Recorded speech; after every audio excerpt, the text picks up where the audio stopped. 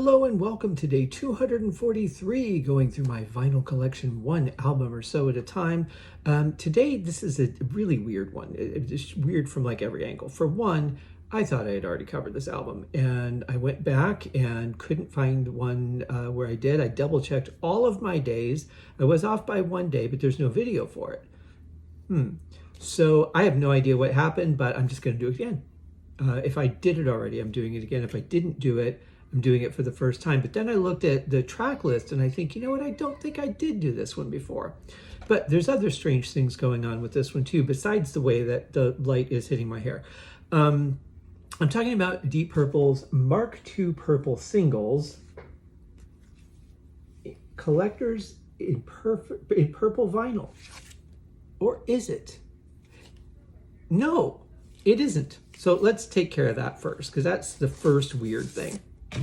Now, I've looked at pictures of the purple vinyl, and it is very purple. It's not quite see-through, but it is definitely purple. This is definitely not purple in any way, shape, or form. In case there's any question, look at that. Absolutely flat black, not purple at all. So there's that. That's the first thing that's weird.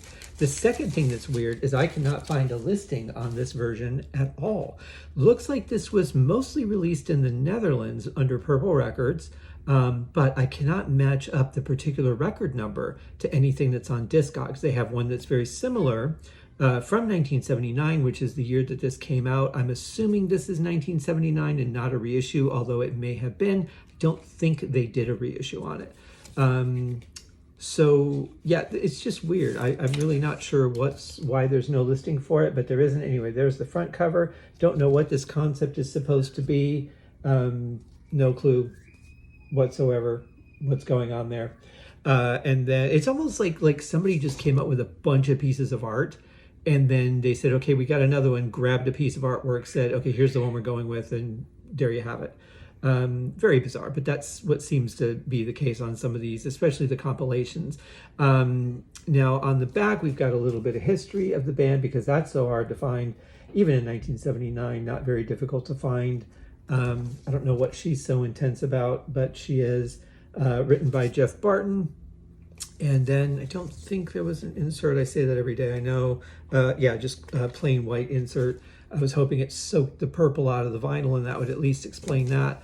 It is a very flimsy cardboard on the cover, but we got some good tracks on here. I mean, for a compilation album, there's one that's a bit of a surprise, but the rest are pretty standard. We open with Smoke on the Water, then we go to Black Knight, and then Child in Time. That is going to take up all of side A. I mean, if you think about Deep Purple and rock, you had just 2 tracks and then Child in Time. So there you go. Side 2, we've got a little more room because we don't have a 12-minute song. We start with Woman from Tokyo, which opened Who Do We Think We Are? Never Before. Great track from Machine Head. When a Blind Man Cries, bonus track that didn't make it onto Machine Head. And Painted Horse, which was another bonus track. So this is a pretty interesting compilation album for those who just bought the studio albums. This would have been still a good one to get. Would have been nicer if it was actually purple vinyl instead of just promising that it was purple vinyl. So this it's a weird thing.